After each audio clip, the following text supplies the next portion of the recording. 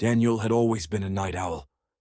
He found something peaceful about the stillness of the world after midnight. The quiet hum of the city outside his apartment, the distant sound of a siren echoing through the streets. It was the only time he truly felt alone. But loneliness and peace are not the same thing, and that night Daniel would learn the difference. It started with a reflection. He had just finished brushing his teeth, staring absently into the bathroom mirror, when he noticed something odd. His reflection didn't move the way it should have. It was subtle, just a fraction of a second off, as if the mirrored version of himself was lagging behind. He blinked, shaking his head. "I'm just tired." Turning off the light, he walked into his bedroom, letting the door swing halfway shut behind him. But as he crawled into bed, a nagging thought lingered. Had his reflection been smiling? He dismissed the idea as nonsense. The brain played tricks on tired minds, that was all. The next night, it happened again. Daniel leaned close to the mirror, studying his reflection. This time he was sure. It was smiling.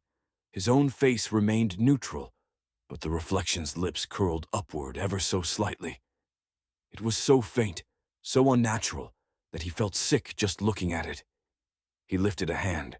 His reflection lifted its hand. He tilted his head. So did it. But the smile remained.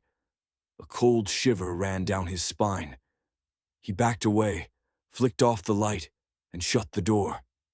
That night, he dreamed of a man standing in the mirror, watching him. By the third night, Daniel couldn't ignore it anymore.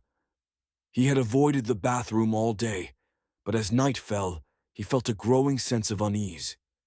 His own apartment felt foreign, as if he wasn't alone. Finally, he decided to face it.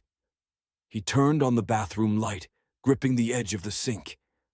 His reflection stared back at him, perfectly normal. No lag, no smile, just him. Daniel exhaled in relief. "I'm losing my mind." He shut off the light and turned away.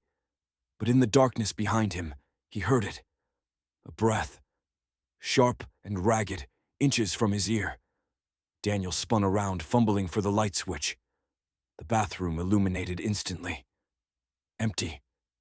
Except for the mirror. His reflection was still there, but now it was turned toward him, even though he hadn't moved.